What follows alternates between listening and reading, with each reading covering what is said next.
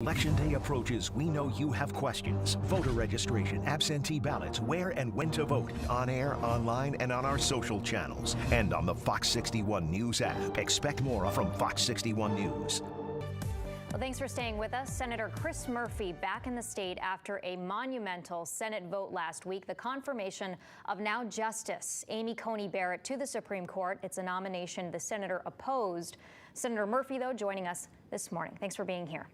Thanks for having me. All right, so tell me why you are opposed to what we just saw play out over the last few weeks. I'm opposed to Amy Coney Barrett's nomination because she's dangerous for our state. She's way out of step with the middle of America, and I believe she is being rushed through in a record amount of time. In an unprecedented vote. Never before has a Supreme Court justice been put on the bench this close to an election, never before in our country's entire history, because of two reasons. First, the election. I think Amy Coney Barrett is being put on the Supreme Court so that if there are any disputes over the election, that Trump has another friendly justice. But worse for Connecticut in many ways, there's also a pending case before the Supreme Court that would get rid of the entire Affordable Care Act. And Amy Coney Barrett has to get on the Supreme Court now in order to be a party to that case. If that case is successful for the plaintiffs, which include Donald Trump, then 260,000 people in Connecticut will lose their insurance. That would be a humanitarian nightmare at any time, but even worse so in the middle of a pandemic. And so if Amy Coney Barrett is being put on the court to rig an election for Donald Trump or take health care away from 250,000 people in my state, of course I'm going to oppose her. And I'm sorry that Republicans decided to go through with this instead of allowing the election to proceed. You know, she was saying that she was offended that people were thinking that she would be politically influenced by the president. What makes you look at her and say that she isn't independent in her thinking? Well, she has already stated for the record that she thinks the Affordable Care Act is unconstitutional. And President Trump has said he is not putting anybody on the Supreme Court that won't vote to invalidate the Affordable Care Act. So on the question of health care, it's really not a question as to what she's going to do. She's got a record that she has to understand is there for everyone to see. And then as it may come to election disputes, my hope is that she would recuse herself. But her refusal to do so and her refusal to answer basic questions like, is the president of the United States allowed to move the date of the election, which is an easy question to answer. The answer is no. Her refusal to go on the record on these simple questions suggests that she's willing to give the president some pretty substantial wiggle room in and around this election. We're talking about, I know there's been criticism, as you were just saying, from Democrats about pushing through this nomination. It is, though, within the president's constitutional right to do the nomination, and Republicans, I mean, there's nothing illegal going on here. They are allowed to do that.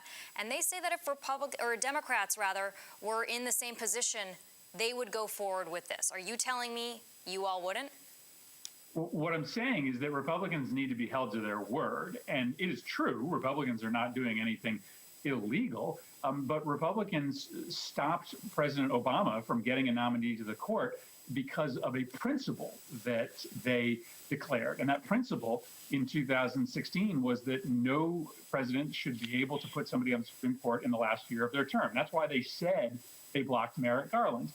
And then all of a sudden, when it's President Trump rather than President Obama, they go back on their word. And so, yes, it is true that technically, they are inside their legal ability to stop Merrick Garland or to rush through Amy Coney Barrett. But they're destroying the Senate because, ultimately, democracy rests on people not using every legal ability they have. It rests on people acting in a fair manner. And it simply wasn't fair to deny Barack Obama a seat on the Supreme Court. And I don't think it's fair to rush through this nominee in such a speedy timeline that the American people haven't even had the chance to weigh in. What they've done is just simply not fair. And I think Democrats are going to have to, understand that there are new rules in the Senate now. And I guess you should use every power available to you, regardless of precedent, regardless of what you've said in the past, in order to get your agenda into law. I want to get to election security because I know you've spoken out about this. We know that the government has said that they have evidence Iran as well as Russia tried to penetrate voter rolls or get information about it. And you came out on Twitter the night that the Director of National Intelligence was speaking about it, and you were saying that they were putting too much blame on Iran and downplaying Russia's possible role. Are you seeing Russia, with your seat on the Intelligence Committee, do things that we need to know about? Well, as a member of the Foreign Relations Committee, excuse me. Yeah, I do see, intelligence along with other senators, and what I've seen is chilling. The Russians have an interference and misinformation campaign in 2020 that makes 2016 look like child's play, and it is nothing compared to what the Iranians or the Chinese have. And what I think the Trump administration is trying to do is to bury information about Russian interference and try to hype up information about what Iran and China are doing. The reality is there's only one foreign country that has both the desire to manipulate our elections and the capability to do it, and that's the Russians. And so I'm very nervous about how this administration has tried to paper over Russian interference. And I just think right now we need to call it out when it happens and make sure that the American people sort of know what's legitimate information and know what is Russian propaganda. Your name continues to be floated for high positions if a Democrat went into office. For example, political insiders are saying that your name is getting floated around to be Joe Biden's Secretary of State. Have they spoken to you about it? And what's your reaction to your name being floated out? I don't